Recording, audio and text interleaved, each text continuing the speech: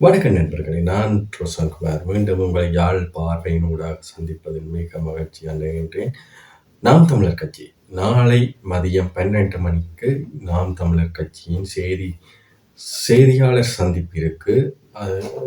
இந்த சந்திப்பில் நாம் தமிழரின் கொள்கை அறிக்கையும் மற்றும் சின்ன பற்றிய அறிவிப்பு நாளை மதியம் 12 மணிக்கு இடம்பெறும் என கூறப்படுகிறது. இதில் நாம் தமிழர் கட்சியின் தலைமை ஒருங்கிணைப்பாளர் சீமான் அவர்கள் இது சம்பந்தமாக தெரிவிப்பார் என கூறப்படுகிறது. நாம் தமிழர் கட்சிக்கு சின்னம் ஒளிவாங்கி தான் கொடுக்கப்பட்டிருக்கு. நாம் தமிழரின் கோரிக்கை நிராகரிக்கப்பட்டிருக்கு என்று சொல்கிறார்கள். பார்ப்போம், நாளை பொறுத்திருந்து. ஊடகங்கள் நாம் தமிழர் கட்சியை எப்படி மறைக்க முடியுமோ, எப்படி அவர்களை சித்தரிக்க முடியுமோ, அதாவது கூடா பிம்பம் செய்து சித்தரிக்க முடியுமோ அப்படி சித்தரிச்சு கொண்டு வருது.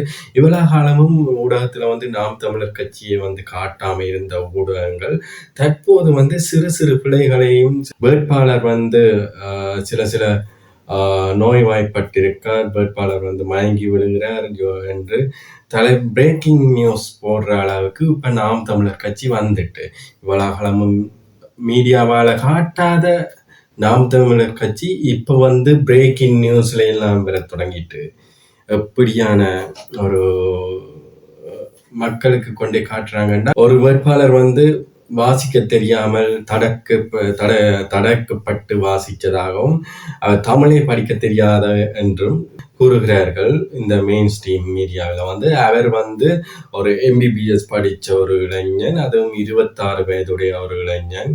விருதுநகர் வேட்பாளர் கௌசிக் அவர்கள் தடுமாற்றம், சில வார்த்தைகள் தடுமாறியுள்ளார். அது அவற்ற வயதிற்கும் வேட்பாளர் மனத்தாக்கல் முதல் அரசியல் பயணம், அதனால் சில தடுமாற்றம் ஏற்படலாம். மெயின் ஸ்ட்ரீம் இவ்வாறு அவர்களை காட்டுகிறது. நாம் தமிழர் கட்சியின இப்படி இருக்கிறார்கள், ஒன்றும் இதண்டாமல் என்று. ஆனா அவர்கள் யார் என்று பார்க்க MBBS வைத்திய நிபுணர்கள். முறையால் சில தடங்கல்கள் ஏற்படும். பல காலம் ஆங்கிலத்திலே படித்திருப்பார்கள். கோயம்புத்தூர்ல அண்ணாமலைக்கு எதிராக திமுகவிலிருந்து ஒரு டம்மி வேட்பாளரை நிறுத்தி இருப்பதாக கூறப்படுகிறது.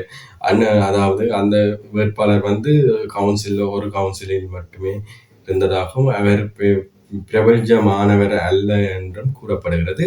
இது நம்மளை வெல்வதற்காக நிறுத்தப்பட்ட ஒரு டம்மி வேட்பாளராகவே கூறப்படுகிறது. ஆனால் நாம் தமிழர் கட்சியில சிறந்த ஒரு பெண் பெண் வேட்பாளர் நிற்கிறாங்க. அவங்க நாம் தமிழர் கட்சி அந்த பெண் வேட்பாளர் அண்ணாமலையின் பார்க்க சிறந்த ஒரு மக்கள் பணி செய்யக்கூடிய பெண் வேட்பாளர். நாளை நாம் தமிழர் கட்சியின் சின்னம் பற்றிய தகவல் கண்டிப்பா வரும். நாளை மறுநாள் அனைத்து மாவட்டங்களில், அனைத்து தமிழகம் பூராக நாளை மறுநாள் தமிழகம் முழுவதும் பிரச்சாரம் தொடங்கப்பட உள்ளது நாம் தமிழர் கட்சியால். அதற்கான அறிக்கை வெளியிடப்பட்டுள்ளது. மீண்டும் இன்னொரு செய்தியுடன் சந்திப்போம். நன்றி, வணக்கம்.